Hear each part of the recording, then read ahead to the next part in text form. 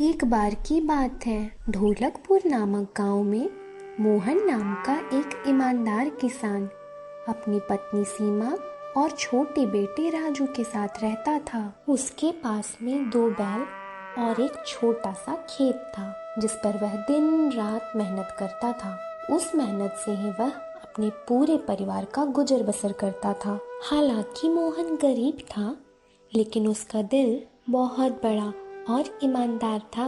दूसरी तरफ उसकी पत्नी सीमा हमेशा अपने भाग्य को कोसती रहती थी। ना जाने कौन से पापों का फल भुगत रहे हैं जो इतनी गरीबी झेलनी पड़ रही है। भगवान कब हमारी सुनेंगे? ये किस्मत भी फूटी हुई है। अरे भाग्यवान, अपने कर्म के अलावा और हम कर भी क्या सकते हैं? देना नहीं देना यह सब तो भगवान के हाथ में है। अपने सोचने से कुछ नहीं होगा, तो अब सब भगवान के ऊपर छोड़ दो। अच्छा समय जरूर आएगा, बस धीरज रखो। आप ठीक कह रहे हैं, मगर पिछले 2-3 साल से अपने गांव में ठीक से बारिश नहीं होने के कारण फसल खराब हो रही है।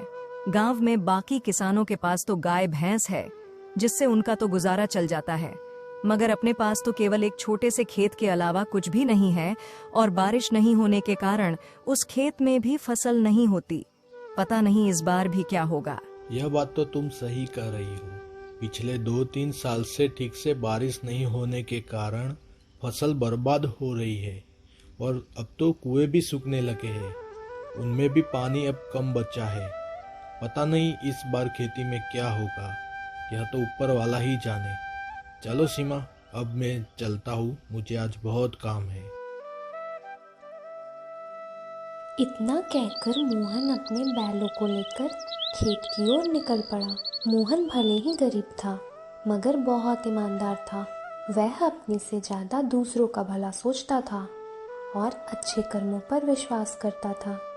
और खेतों में पहुंचकर वह पूरी लगन से काम करने लगा। थोड़ी देर बाद मोहन ने सोचा, इतनी धूप में बहुत काम कर लिया, अब मुझे भूख लग रही है और अब तो मेरे यह बेचारे दोनों बैल भी थक गए होंगे। एक काम करता हूँ, मैं अपने आधे खेत की तो जुताई कर ली है और आधे खेत की जुताई अब मैं कल कर लूंगा। मेरे यह बेचारे बैल भी थक गए हैं। चलो चलो, अब अपने घर चलते हैं, बचा हुआ काम कल कर लेंगे। मोहन अपने बैलों की बहुत चिंता करता था। वह उनसे ज्यादा काम नहीं करवाता था और घर आकर सबसे पहले उन्हें चारा डालता था। अरे ओ सीमा, आज धूप में काम करते करते मुझे बहुत तेज भूख लगी है। जल्दी से जो कुछ भी बना है ले आओ, तब तक मैं बैलों को चारा डाल देता हूँ। ये किसकी आवाज है? तुमने सुना सीमा? हाँ, मैंने भी सुना। चलो बाहर देखते हैं। दोनों बाहर निकले तो देखा कि दरवाजे पर खड़े होकर एक साधु महाराज भिक्षा मांग रहे थे। भिक्षाम देहि मैया, जो कुछ भी घर में हो, चावल, गेहूं, बाजरा, दाल, वह मुझे दे दो बेटा।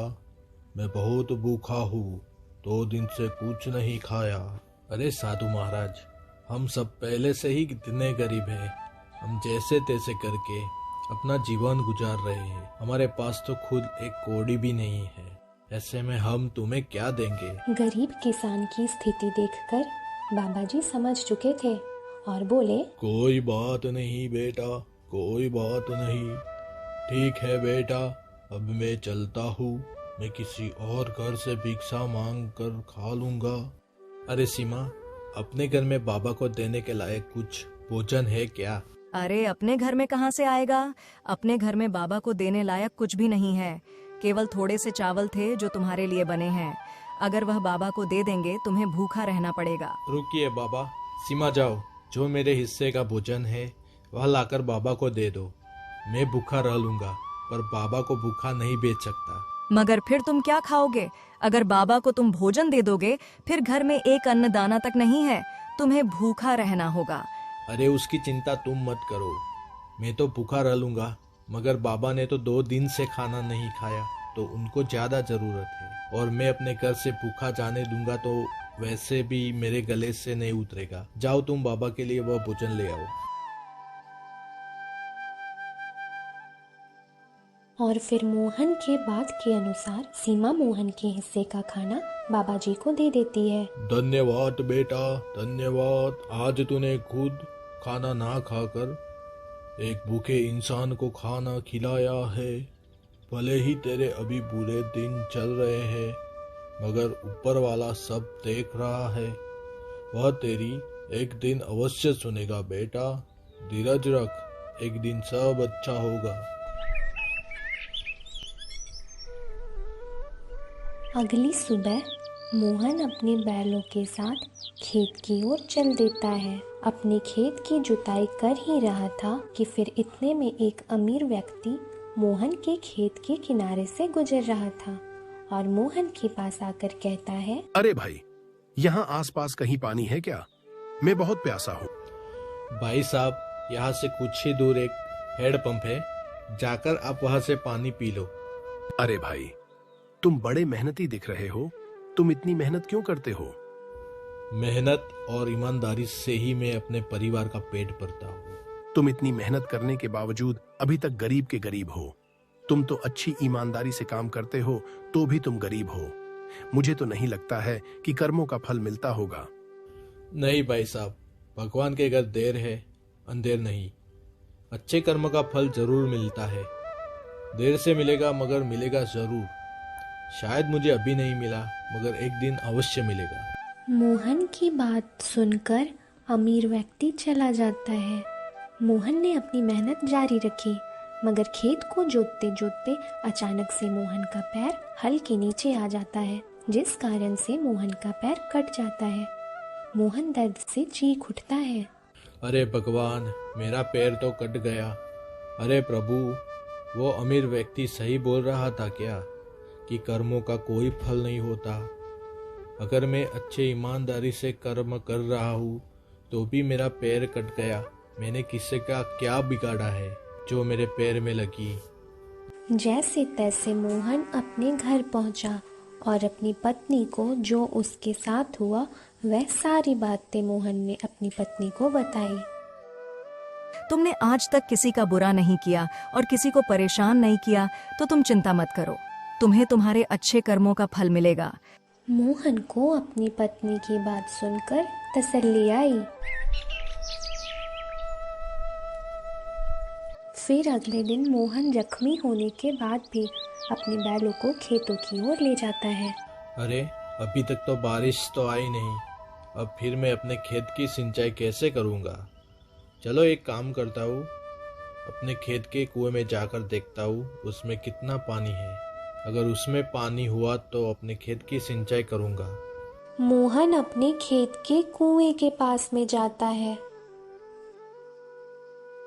मगर कुएं में एक बूंद भी पानी नहीं था।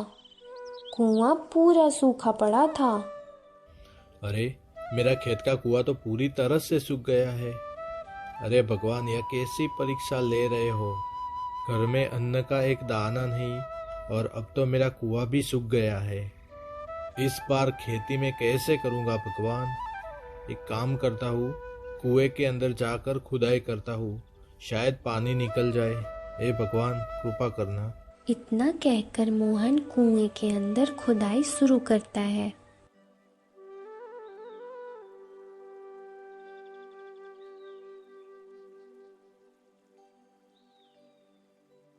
थोड़े समय बाद अचानक से कुएं के एक पत्थर के अंदर से पानी निकलने लगता है। यह पानी कहाँ से आया? मुझे तो अपनी आंखों पर विश्वास ही नहीं होता। मुझे तो लगता है यह सब मेरे अच्छे कर्मों का फल है जो मुझे मिला। सीमा सही कह रही थी कि तुम्हें तुम्हारे अच्छे कर्म का फल अवश्य मिलेगा। ऊपर वाले ने मेरी सुन ली। इस पानी से तो अब मैं अपने खेत की सिंचाई अच्छी तरह से कर सकूंगा। मोहन की खुशी का कोई जवाब नहीं था। मोहन पानी देखकर बहुत खुश हो गया। इस कहानी से हमें ये सीख मिलती है कि अच्छे कर्मों का फल देर से सही लेकिन मिलता अवश्य है। ईमानदारी और धैर्य से किया गया कार्य भगवान की कृपा से एक दिन अवश्य सफल होता है।